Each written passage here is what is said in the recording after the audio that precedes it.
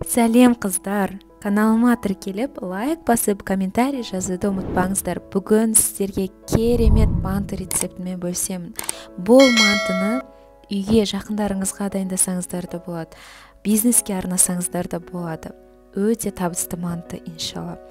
Ең алдымен 10 сұйық май, жұмыртқа, тұз қосамыз, және де салқын су.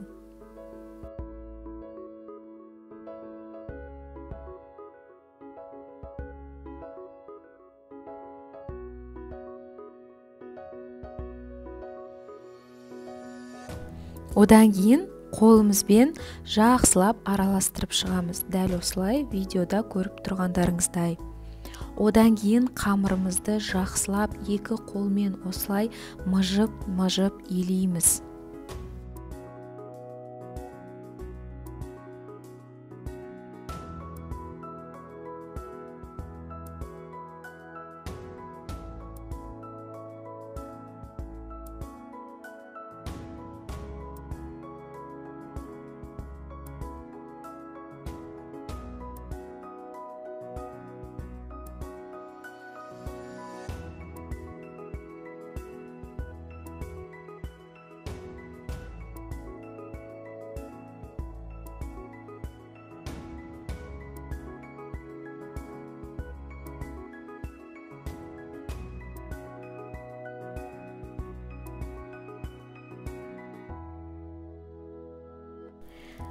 Шет-шетін де осылай тазалап, қамырымызды жақсылап илейміз. Шет-шетінде ұнымыз, қамырымыз қалып қалмасын. Міне осылай мыжып жақсылап илейсіздер.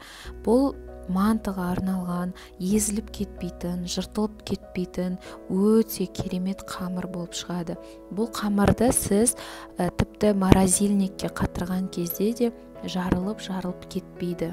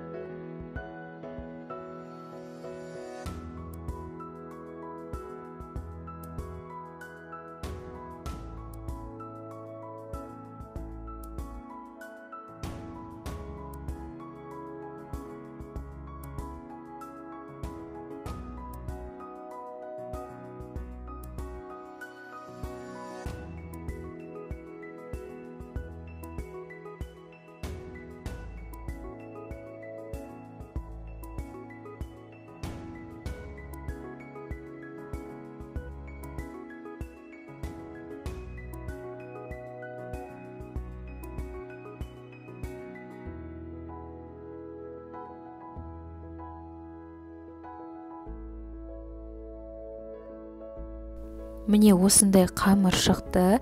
Енді қамырымызды 1 сағатқа салафанға салып қойып қоямыз.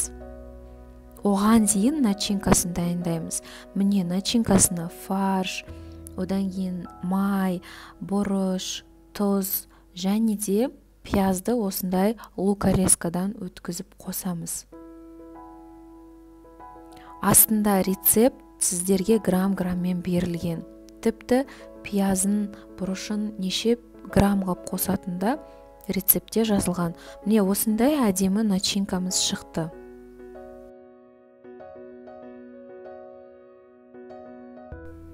Енді қамырымызды аламыз.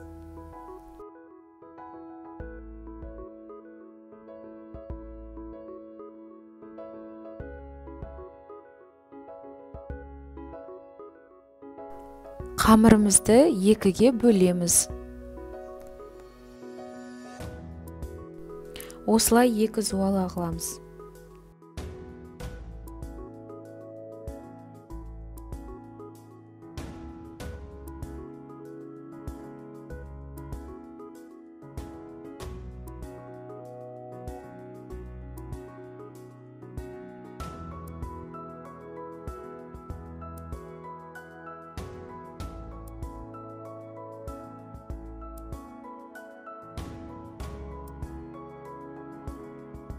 Енді салафанға салып, үстінен сәл ғана сұйық май құямыз да жақсылап қамырымызға жағып шығамыз.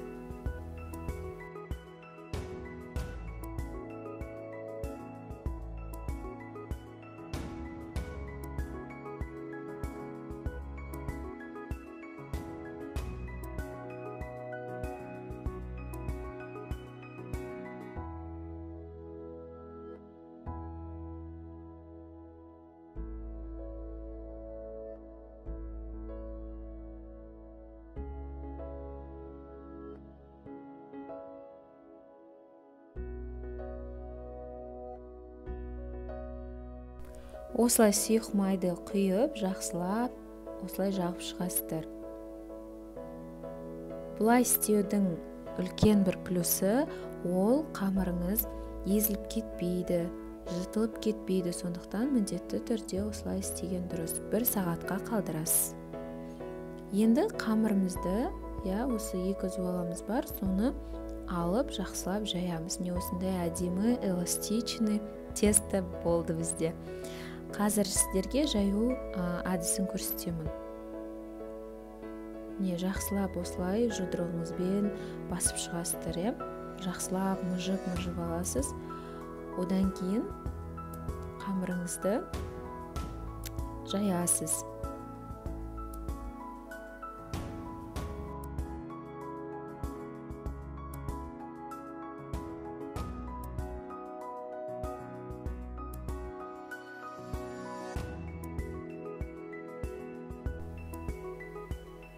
Оныңызды да көп сеппейсіз, көз мөлшермен кішкене ғана сепсеңіз, сіздерге жетіп жатыр.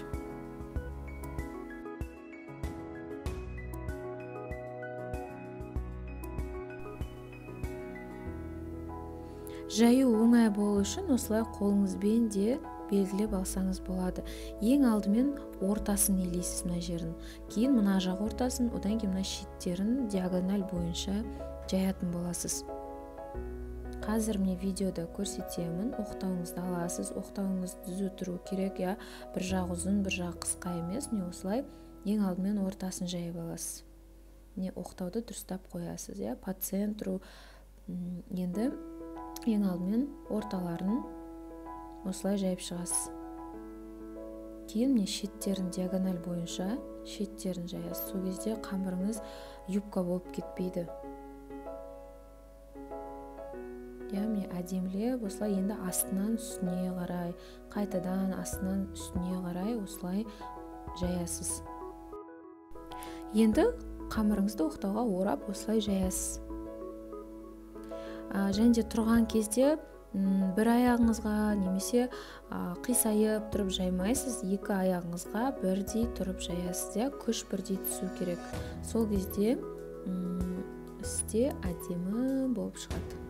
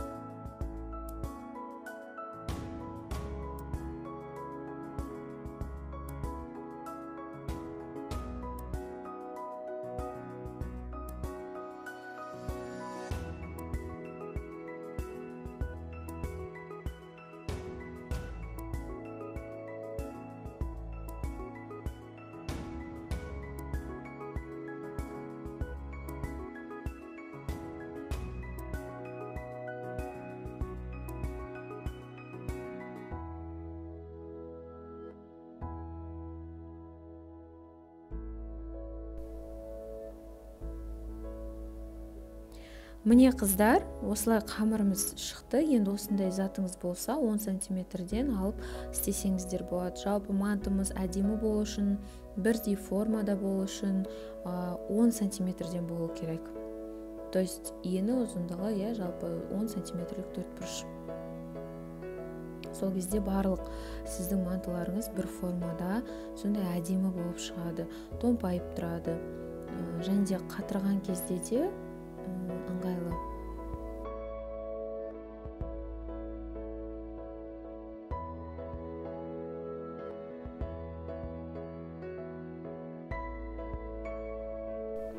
Міне қыздар, осындай әдемі шықты.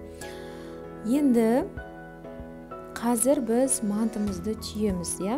Мантыны түйген кезде біздің фаршымыз 30 граммнан салынады. Міне осындай әрбір 4 бұрыш қамырға 30 грамм фарштан саласыз.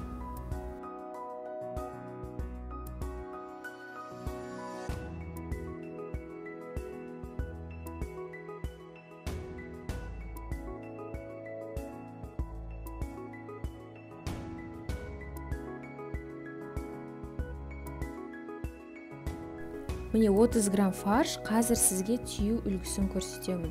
Әрине өздеріңіздің бұрынғы түйіп жүрген әдістеріңіз бойынша да түйе берсеңіздер болады, бірақ қазір мен сіздерге басқаша әдісті көрсетемін.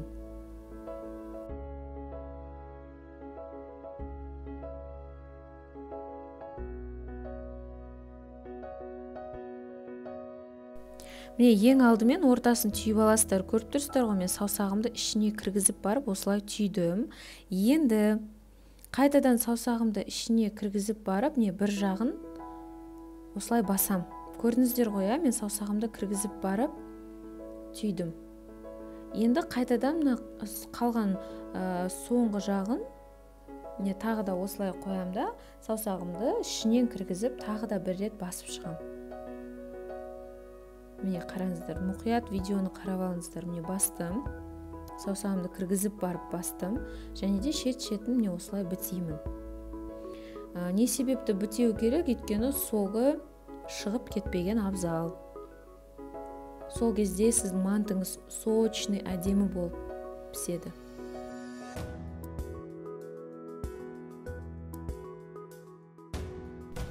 Міне осылай жан-жағын барлығын бітеп алдым. Енді қараңыздар, қосқан кезде қайтадан ортасына саусағымды кіргіземін. Қазір дұрыстап қарап алыңыздар. Міне саусағымды ортасына кіргіздім, жабыстырдым, көрдіңіздер, иә? Енді екінші жағында дәл осылай түйетін болам. Міне жақсылап жабыстырып алдым. Және де міне саусағымды қазір ортасына кіргізіп барып жабыстырам. Міне өте керемет шықты.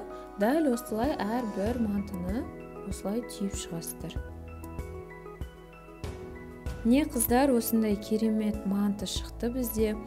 Отбасыларыңызды қуантуға, жолдасыңызды қуантуға, бала-шағаңызды қуантуға өте керемет себеп осындай манты жасап берсеңіздер.